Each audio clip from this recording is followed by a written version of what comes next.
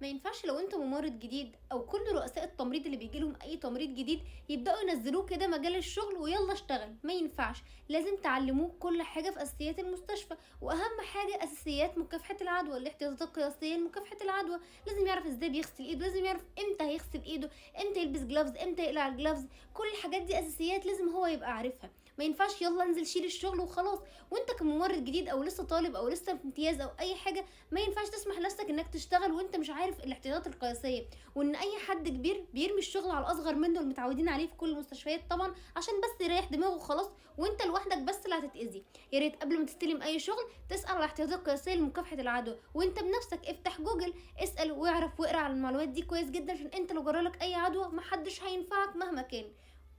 اطلاقا اطلاقا محدش هينفعك ولا حد هيسال عليك. لو سبت من الفيديو لايك وشير وسبسكرايب لقناتي على اليوتيوب، ولو عايز تسال على اي حاجه في احتياطات مكافحه العدوى سيبها لي تحت في الكومنت وهرد عليك.